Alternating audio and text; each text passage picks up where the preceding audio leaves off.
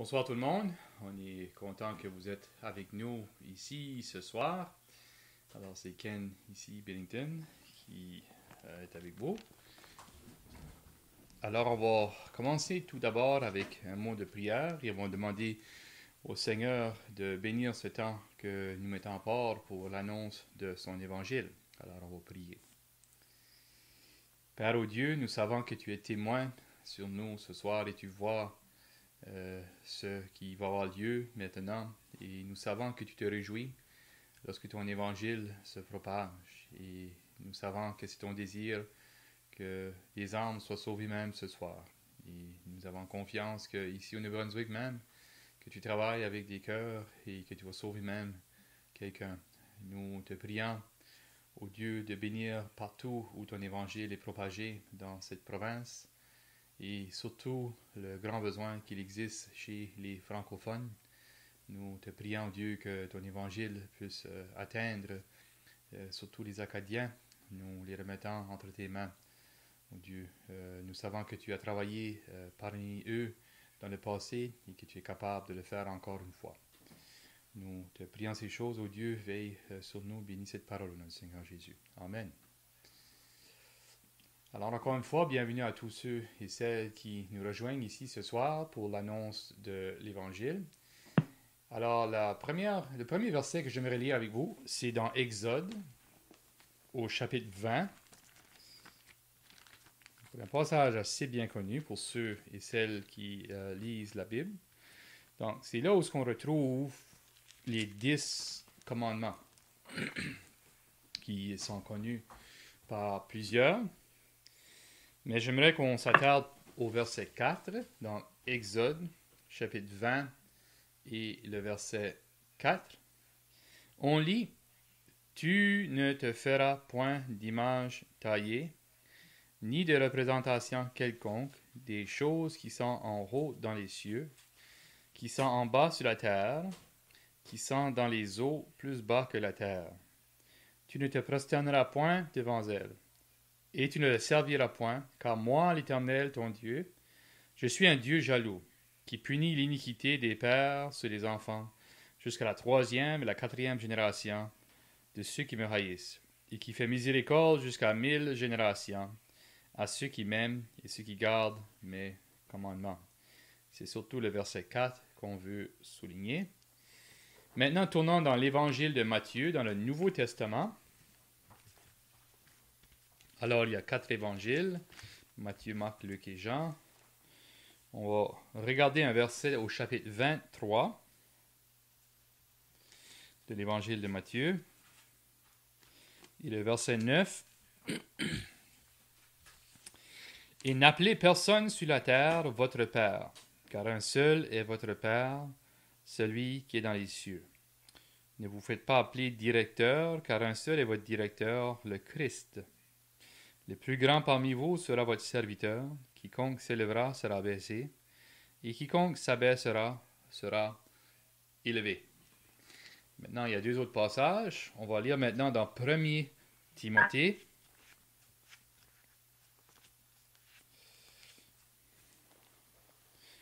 Au chapitre 2, 1 Timothée au chapitre 2, et on va lire à partir du verset 3. Cela est bon et agréable devant Dieu notre Sauveur, qui veut que tous les hommes soient sauvés et parviennent à la connaissance de la vérité. Car il y a un seul Dieu, et aussi un seul médiateur entre Dieu et les hommes, Jésus-Christ homme, qui s'est donné lui-même en rançon pour tous. Et notre dernier passage va être dans l'épître de Paul aux Éphésiens. Un petit peu en avant. L'épître de Paul aux Éphésiens, et pour un passage très bien connu au chapitre 2. Et le verset 8 et 9. Éphésiens 2, versets 8 et 9. « Car c'est par la grâce que vous êtes sauvés, par le moyen de la foi, et cela ne vient pas de vous, c'est le don de Dieu. Ce n'est point par les œuvres, afin que personne ne se glorifie. » Alors, c'est tout ce qu'on va lire, et on prie que le Seigneur va bénir la lecture de sa parole pour tous et chacun de nous qui sommes ici ce soir, et même pour tous ceux et celles qui écouteraient même ce message plus tard. Alors j'aimerais vous dire pourquoi je ne suis plus un catholique romain. Ou aussi pourquoi j'ai quitté, on pourrait dire, la religion de catholicisme romaine. Maintenant, avant de commencer, je n'ai rien contre le catholique, c'est-à-dire la personne même. Mais vous allez voir pourquoi que j'ai dû quitter le système qu'on appelle le catholicisme romain. Alors oui, j'ai été élevé comme petit garçon, comme enfant, dans cette religion. Et ma mère était croyante, mon père n'était pas vraiment croyant, moi de manière ouverte. Et on m'emportait à l'église catholique lorsque j'étais jeune. Et je fréquentais un ami que ses parents, surtout sa mère à lui, étaient extrêmement religieuses, même jusqu'à aujourd'hui. Et elle aussi, lorsque j'étais chez lui, on m'emmenait à l'église catholique. Et à quelques reprises, même, j'ai mis la petite soutane et j'étais en avant sur l'autel lorsque j'étais petit gamin et lorsqu'on servait la messe. Et je peux dire clairement que Dieu, dans ma jeunesse, avant même l'âge de 10 ans, qu'il me parlait, qu'il vraiment assez me dire qui il était. Même lorsque j'étais sur cet autel, l'estrade, dans la religion catholique, je regardais tout autour de moi et ça me faisait beaucoup réfléchir. Et même, je me rappelle à un moment donné, demandant à mon père pourquoi Jésus-Christ est mort. Et n'étant pas religieux, il a quand même pu me répondre, il est mort pour nos péchés. Alors, ces questions-là me trottaient beaucoup dans la tête. Mais comme plusieurs adolescents, j'ai arrêté de pratiquer la religion catholique dans mon adolescence et je suis tombé dans toutes sortes de péchés et de ténèbres. Mais lorsque l'Évangile a croisé mon chemin à l'âge de 16 ans, mon cousin m'a apporté la parole et il m'a montré quelques versets dans la parole et de moi-même j'ai commencé à lire la parole de Dieu pour moi-même. Et j'ai lu comme on a lu dans Exode au chapitre 20, que tu ne feras point d'image taillée ou de représentation quelconque, c'est-à-dire des statues. Alors, lorsque j'ai lu ce passage-là, ça m'a choqué vraiment. Ça m'a fait réfléchir grandement. Parce que, comme vous savez, dans la religion catholique, comme dans plusieurs autres religions, le concept même d'une statue, c'est très dominant dans ces religions-là. Et moi, je me rappelle, comme étant jeune garçon, à un tel temps de l'année, on emmenait une statue de la Sainte Vierge et on devait se mettre en file dans l'allée. Et pour ceux et celles qui ont vécu plus longtemps que moi dans la religion catholique, vous savez qu'est-ce que je veux dire. Et on se mettait en ligne et on devait donner un baiser au pied de cette statue-là, une après l'autre. Et il y a quelque chose qui me disait dans mon cœur, ceci, c'est pas correct, parce que cette statue-là, ce n'est que du plâtre, ou du bois, ou du fer. Puis même comme jeune garçon, il y a quelque chose qui me disait, c'est pas correct de se prosterner devant quelque chose de même qui remplace Dieu. Je savais pas que ça s'appelait l'idolâtrie. Je n'avais jamais lu la Bible, mais quand même, ma conscience me touchait qu'il y avait quelque chose ici qui n'était pas correct. Mais lorsque je l'ai lu pour moi-même, à l'âge de 16-17 ans, que c'était écrit que tu ne feras point d'image taillée, ça m'a vraiment choqué. Puis même lorsque j'ai consulté certains documents catholiques, missels et ainsi de suite, je voyais qu'on omettait ce commandement-là. Dans le deuxième commandement, dans certaines missels catholiques ou dogmes catholiques, on enlève le deuxième commandement et on prend le 10e et on le divise en deux. Alors, juste là aussi, je voyais, on manipulait la parole comme cela, puis je savais que c'était pas correct. Donc ça, c'était, comme on pourrait dire, un des premiers coups sur le coffre qui m'a fait douter vraiment de la religion dans laquelle j'ai été élevé. Et un autre passage qu'on a lu dans Matthieu au chapitre 23, où le Seigneur lui-même adresse les grands de son temps, puis il leur dit, n'appelez sur la terre personne père. Ça ne veut pas dire qu'il ne faut pas que j'appelle mon père de chair père, mais dans le contexte, c'est évident qu'il parle d'un père du côté spirituel, ou même appeler personne sur la terre votre maître ou votre chef, comme un pape. Alors, lorsque j'ai commencé à lire ça aussi, ça m'a fait beaucoup réfléchir. En- Quand ce que je me préparais, je pensais, après que j'étais converti, j'ai été voir le prêtre en question de l'Église catholique que je fréquentais, qui est Monsieur Viennot, qui est maintenant l'archevêque à Moncton. Et j'étais moi et quelques-uns de mes amis aussi qui avaient été récemment convertis. Moi, c'est sûr que j'étais comme une brebis noire, mais mon ami était d'une famille assez prédominante dans la communauté. Ses parents servaient beaucoup à la messe, étaient très fervents. Mais en tout cas, on a été, moi et lui, voir Monsieur Viennot à l'époque pour lui poser certaines questions. Et même il y a 2 ans, environ 1 an et demi, j'ai dû aller le voir de nouveau, mais pas pour des raisons pour des conseils spirituels, mais plutôt parce qu'il y avait un sans-abri tout près de chez nous qui avait perdu son identité. Et on cherchait à trouver son baptistère. Et lorsque je l'ai rencontré, M. Viennot, à son office, il se rappelait de moi. Il se rappelait aussi de mon ami. Et il trouvait ça triste que mon ami aussi avait quitté la religion catholique. Il était une honte pour sa famille. En tout cas, mais on pourrait dire qu'on est encore un témoin pour lui. Et je souhaite un jour pouvoir parler à ce monsieur Valérie Viennot. Alors, lorsque j'ai vu ce passage ici dans la Bible, j'ai dit, ah, voilà un autre clou qui est sur le coffre. Un autre passage dont on a considéré aussi, c'est celui dans 1 Timothée au chapitre 2. Et là, ce passage ici s'approche plus, on pourrait dire, de la vérité du salut. Ici, on voit verset 3 que c'est bon et agréable devant Dieu, notre Sauveur, qui veut que tous les hommes soient sauvés et parviennent à la connaissance de la vérité. Mais on lit, car il y a un seul Dieu et aussi un seul médiateur entre Dieu et les hommes, Jésus-Christ homme. Alors, pour vous autres, ceux et celles qui sont élevés dans la religion catholique, vous savez bien qu'on appelle Marie une médiatrice, c'est-à-dire il faut prier à Marie afin que Marie supplie Jésus pour que Jésus aille voir son Père, et ainsi de suite. Donc, il y avait toute une lignée, ainsi de suite. Donc, Marie avait un rôle définitif. Et même, quelques-uns vont dire que Marie avait un rôle à jouer même lorsque ça arrive au salut des âmes. Mais lorsque j'ai lu ce passage-là, j'ai vu clairement que non, il y a un seul médiateur entre Dieu et les hommes. C'est Jésus-Christ. C'est lui le seul qui peut nous représenter devant Dieu. Pas Marie. Marie, c'était une bonne femme. Il y a une raison pour laquelle Dieu l'a choisie pour porter dans son ventre le Seigneur Jésus-Christ. Elle était bénie d'entre toutes les femmes. Mais même elle, si on lit sa prière dans Luc, on voit qu'elle appelle son propre fils, son sauveur. Alors elle-même réalisait qu'elle avait besoin d'un salut.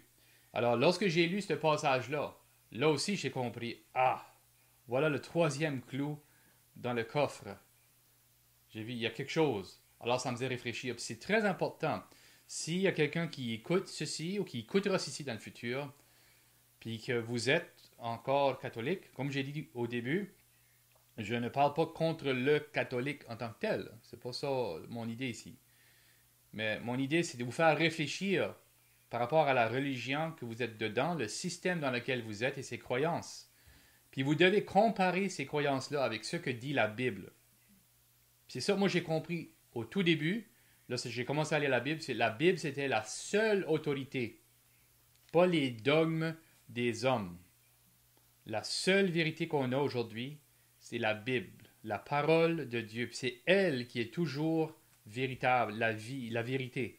C'est elle, sur elle qu'on doit baser nos convictions et notre croyance. Donc, au tout début, j'ai commencé à la Bible, j'ai compris cela. Je savais que Dieu n'était pas un menteur. Je savais que la parole de Dieu était la vérité. Alors, lorsque j'ai lu ça, j'ai été convaincu. Mais vraiment, le plus gros des clous qu'on pourrait dire qui m'a convaincu, c'est quand ça vient à la doctrine de comment être sauvé. Donc, c'est cela vraiment qu'on pourrait dire qui était le plus gros clou qui a été cloué sur le coffre, qui a en réalité scellé le coffre pour toujours. Lorsque j'ai compris, comme on lit dans Éphésiens, au chapitre 2, le verset 8 et 9, qu'on n'est pas sauvé par nos œuvres. Vous savez, si vous demandez à un prêtre, un bon catholique, comment puis-je aller au ciel? Ben, ils vont vous dire, ben, fais la communion, sois baptisé, peut-être bon confessionnal, fais le bon garçon, la bonne fille, et il y a une bonne chance que tu seras au ciel. Pas de certitude, mais il y a une bonne chance que tu seras au ciel. Fais le bon vivant. Fais les bonnes choses, peut-être même aide les pauvres. Donc, toutes ces choses-là sont bonnes en soi, c'est-à-dire aider les pauvres, ainsi de suite, faire la bonne personne, un bon voisin. Ça, c'est tout à fait correct. Mais eux, ils vont nous dire que c'est le moyen par lequel on obtient la justice de Dieu ou qu'on est agréable à Dieu, c'est en faisant quelque chose pour lui plaire. Puis ils ne sont pas les seuls. Les religions des hommes, c'est ça que c'est. Fais quelque chose pour plaire à Dieu. En anglais, ça se dit bien. Il y a une grande différence entre do and done. Donc, by doing or the fact that it has been done, par en faisant ou par en réalisant qu'il y a quelque chose qui a été fait.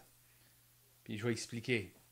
Alors, on lit dans Éphésiens chapitre 2, verset 8 et 9 qui dit car c'est par la grâce que vous êtes sauvés. La grâce, c'est quoi? C'est un cadeau. Car c'est par la grâce que vous êtes sauvés, par le moyen de la foi. Puis la foi, c'est croire Dieu. Et cela ne vient pas de vous, c'est le don de Dieu. Puis il cite, c'est un passage assez clair. Ce n'est point par les œuvres. Alors, s'il y a quelqu'un qui conteste qu'est-ce que je dis ce soir, qui peut-être n'est pas d'accord avec les 3 premiers points que j'ai mentionnés, okay? Comment répondez-vous à ceci? Ce n'est point par les œuvres. Le contexte dans ce passage est très clair. Il parle d'être sauvé. Mais comment pouvez-vous voir ceci? Il dit clairement qu'on n'est pas sauvé par nos œuvres. Puis même il explique pourquoi. Afin que personne ne se glorifie. Imaginez-vous, là, je ne sais pas combien de personnes qui est avec nous ce soir, mais imaginez-vous qu'on serait tous au ciel, toutes nous autres. On est assis autour d'une table. Puis je dis, OK, pour toi, qu'est-ce que tu as fait toi ici? Ah ben moi, j'ai contribué beaucoup à l'église, j'ai aidé les pauvres, je chantais de la chorale, je lisais la Bible. Et l'autre dit, ah ben ça c'est rien en tout. Moi j'ai été missionnaire, j'ai fait ci, j'ai donné ma vie.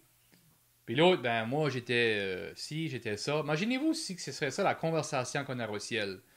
Il n'y aurait aucune gloire qui ira à Dieu. Aucune gloire qui ira au Seigneur Jésus-Christ. Ce serait juste nous qui se comparent un peu, qui est plus bon, ainsi de suite. Ce serait une discussion qu'on a ici sur la terre. Qu'on se braguerait, vous savez ce que je veux dire. Au ciel, il n'y aura pas ça. Au ciel, il n'y aura pas de discussion comme ça. Au ciel, on saura pourquoi on est ici. À cause de celui qui a été percé pour nous. On pourra voir ses marques pour toujours. Au ciel, tous ceux qui seront là sauront pourquoi ils et elles sont là. C'est parce que Jésus-Christ est mort pour eux. Ils ont cru en lui. Alors, lorsque j'ai lu ce verset-là, là, ça m'a convaincu. Non, cette religion dans laquelle j'ai été élevé est fausse. Elle n'enseigne pas la vérité. Puis moi, je ne pouvais pas en bonne conscience y rester là. Alors, je n'ai plus été de nouveau à cette religion. Mais il y a quelque chose qui est arrivé, qui est très important. C'est pas que j'ai quitté une religion pour joindre une autre. C'est pas ça l'idée. Le fait que j'ai réalisé que cette religion-là n'enseignait pas la vérité. Puis j'ai compris par la parole de Dieu la vérité. Alors j'ai continué à lire et le 11 de mai 1993, à Shediac, au Nouveau-Brunswick, sur la rue King, j'ai compris que j'étais un pécheur, que je devais me repentir. Puis à cause de mes péchés, je m'en allais en enfer. Donc j'avais, à l'époque, je venais juste de tourner 17 ans. Alors j'ai compris que j'étais un pécheur, puis je ne méritais pas le ciel. Alors j'ai confessé à Dieu que, gars, moi je suis sans force, je suis pécheur, il n'y a rien que je peux faire pour mériter ta faveur. Puis juste là, j'ai compris que Jésus-Christ est mort pour moi. Jésus-Christ a tout accompli. Vous savez, tout à l'heure, j'ai dit, en anglais, on fait la différence entre do and done, donc c'est-à-dire fait et ce qui a été fait, ça ne se dit pas aussi bien en français. Alors, pour plusieurs, c'est ce que je fais qui va faire en sorte que je vais mériter la faveur de Dieu. Mais le vrai croyant, c'est pas ce que je dois faire, mais plutôt ce qui a été fait. C'est-à-dire que Jésus-Christ a tout fait à la croix. Vous savez qu'à la croix du Calvaire, le Seigneur Jésus-Christ s'est donné lui-même. Donc oui, c'est vrai, si on regarde, on avait l'intention de le faire mourir. Donc ça, c'était l'intention des hommes. Si vous lisez les évangiles, on se mettait ensemble pour trouver des moyens pour faire périr le Seigneur Jésus. Les grands de son temps étaient jaloux de lui. Ils préféraient les ténèbres à la lumière. Oui, c'est vrai, il y a quelques-uns qui ont réalisé vraiment que Jésus était le Christ, le Fils de Dieu, comme Nicodème, à qui le Seigneur a dit, tu dois naître de nouveau. Il y a aussi ce beau passage qu'on lit dans Jean chapitre 3 et le verset 16, car Dieu a tant aimé le monde, qu'il a donné son Fils unique, afin que quiconque croit en lui ne périsse point, mais qu'il ait la vie éternelle. Oui, il y a eu des personnes, on pourrait dire des prêtres à l'époque, qui ont cru au Seigneur Jésus. Mais la plupart d'entre eux voulaient le faire mourir. Mais il y a plusieurs personnes qui ont cru en lui. Ils ont réalisé qu'il était le Messie en voyant les miracles, les prodiges qu'il faisait, en entendant les paroles qu'il disait, en réalisant que devant leurs yeux s'accomplissaient les prophéties qui étaient écrites dans l'Ancien Testament. Ils ont cru au Seigneur Jésus-Christ. Alors pour moi aussi, j'ai cru en lui. Puis j'ai pas honte de dire que je crois au Seigneur Jésus-Christ. Pourquoi? Parce qu'il est le Créateur du ciel et de la terre. Il est celui que Dieu a envoyé dans ce monde comme le Sauveur. Il est le seul qui peut sauver. Lui-même a dit, vous pouvez lire vous-même dans Jean, qu'il est le chemin, la vérité et la vie. Il n'a pas dit, je suis un chemin, une vérité et une vie. Plutôt, il a dit, je suis le chemin, la vérité et la vie. Et dans les jours qu'on vit aujourd'hui, qu'on pourrait dire post-modernisme, qu'ils disent qu'on ne peut pas dire avec certitude qu'il y a une seule vérité absolue. C'est pas vrai. Il existe une vérité absolue. Et cette vérité-là est dans la Bible. Et cette vérité-là même est le Seigneur Jésus. Pas un autre prophète. Pas un autre grand homme qui a marché sur cette terre ici. Puis je vais être clair avec ça. En sachant bien que ce que je dis, c'est pas tous qui acceptent aujourd'hui. Mais Jésus-Christ est le seul moyen par lequel on peut être sauvé. Puis on lit ça même dans les Actes des Apôtres, qu'il n'y a sous le ciel aucun autre nom qui a été donné parmi les hommes par lequel nous devons être sauvés. Il n'y a pas d'autre nom. Même Mohammed, ou que ce soit d'autres religions dans ce monde ici. Le seul moyen qu'on peut être sauvé, c'est par le Seigneur Jésus-Christ. Puis je vais être clair, c'est pas par une religion. C'est pas en adhérant ou en suivant une religion qu'on parvient à être sauvé. La religion même ne peut pas sauver l'homme. Oui, elle peut faire d'une personne une meilleure personne. On est tous d'accord avec ça. Mais la religion même ne peut pas donner le salut à une personne. Peu importe quelle religion. La seule personne, la seule chose qui peut donner la certitude qu'on est sauvé, c'est le Seigneur Jésus. Alors, pour moi, après avoir lu ces versets-là, et bien sûr d'autres versets au tout début, lorsque je lisais la Bible, j'ai été convaincu que la religion dans laquelle j'étais enseignait l'erreur, était dans l'erreur, et j'ai quitté vraiment ces religions-là. Mais comme j'ai dit, c'est pas que j'ai quitté pour joindre une autre religion, mais j'ai quitté pour suivre le Seigneur Jésus. Une grosse différence. Mais je veux vraiment que vous vous attardiez au dernier verset qu'on a lu, parce que ça, à mon avis, il y a un verset très, très clé ici. Je vais le relire de nouveau en terminant. Car, ça c'est Éphésiens 2, versets 8 et 9. Car c'est par la grâce que vous êtes sauvés.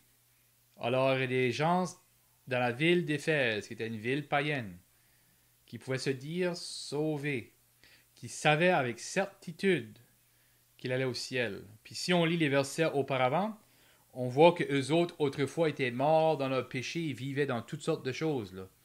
Mais que Dieu les avait sauvés. Donc, ils étaient perdus, puis maintenant, ils sont sauvés. Puis il leur dit, vous êtes sauvés tout de suite. Pas que vous serez sauvés, mais que vous êtes sauvés. Moi, je suis sauvé aujourd'hui. Pas parce que je suis bon, c'est parce que j'ai cru. Puis vous autres aussi, vous pouvez être sauvés aujourd'hui. Car c'est par la grâce que vous êtes sauvés. Par le moyen de la foi, c'est croire. C'est pas en faisant de grandes prières ou faisant un pèlerinage ou allant dans une école de théologie ou en étant très religieux. Non. Par le moyen de la foi. Puis cela, ça ne vient pas de vous. C'est le don de Dieu. Dieu est un Dieu qui donne des cadeaux. Dieu donne. Dieu veut vous donner. Dieu veut donner aux personnes. Puis il explique, comme on a lu, ce n'est point par les œuvres afin que personne ne se glorifie. Donc, peu importe qui nous sommes, jeunes ou vieux, ou aux yeux du monde, bons ou méchants, riches ou pauvres, le salut est pour tous. Mais il y a une chose qui est très claire, on ne peut pas obtenir le salut par nos propres œuvres. C'est tout simplement en croyant que Jésus-Christ est mort et ressuscité pour nous. Alors que Dieu bénisse sa parole.